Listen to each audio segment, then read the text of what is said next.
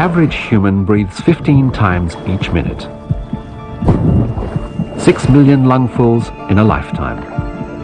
We do it most of the time without thinking. Sensors in our bodies monitor the pressures of oxygen and carbon dioxide and trigger a new breath roughly every 4 seconds. Our brains demand it, devouring a quarter of all the oxygen we inhale.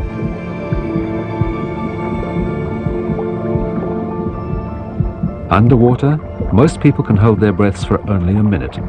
After 2 minutes, they drown.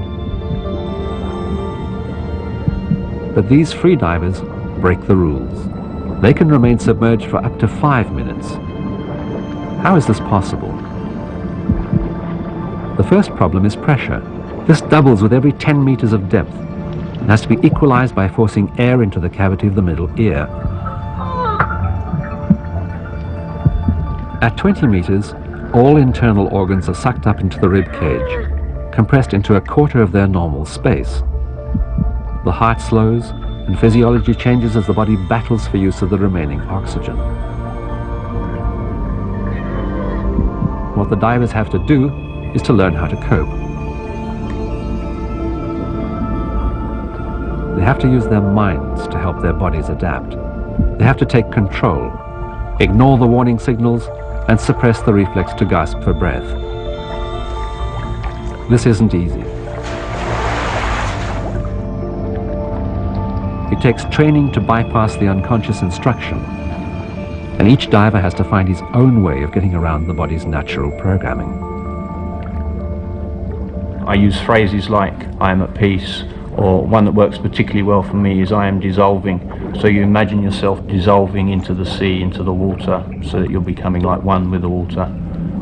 Other people I know try and imagine that they're a fish, would you believe, and this seems to work for them. You know, different people have different techniques, but I guess fundamentally it's about shifting your mind away from holding your breath and on to something else. This process of distraction is known as visualization. It brings normally unconscious processes, such as the need to breathe, under conscious control. This overrides the automatic mechanisms that govern most of our basic physiology and gives us the power and the responsibility of choice. They seem to have learned completely to overcome all those normal reflexes. They hold their breath for 4.5 minutes, so they get the drive to breathe. They ignore that. So the next thing is they probably get a lot of very uncomfortable sensations that they've learned to ignore. Finally, their body takes over and actually tries to force them to breathe. That's when you see the diaphragmatic kicking. And that's their body saying, I want to get out of here.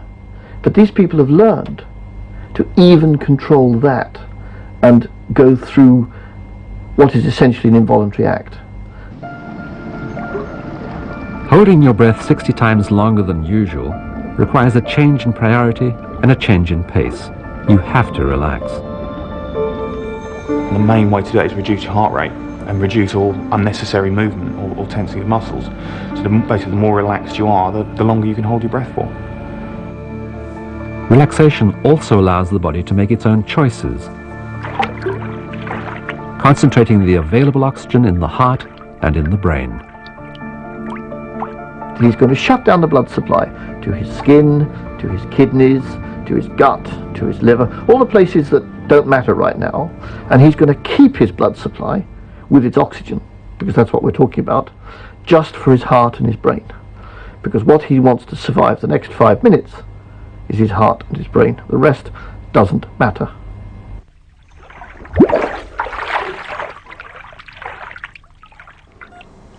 Dr. Maurice Cross is interested in the physiological changes that take place in experienced free divers, and he has found that even while holding their breath out of the water, they can manage with less oxygen than most other people.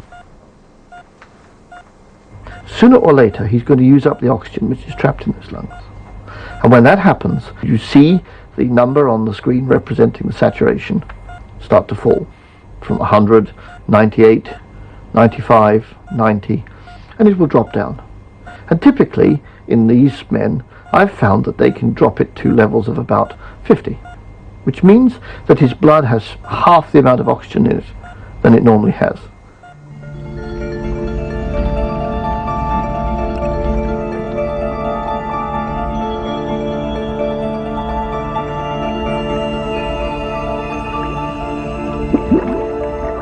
Freedivers have remarkable control. This takes training, both physical and mental, and something like it is now beginning to help teach each of us to use our minds to control processes in our bodies that are otherwise automatic.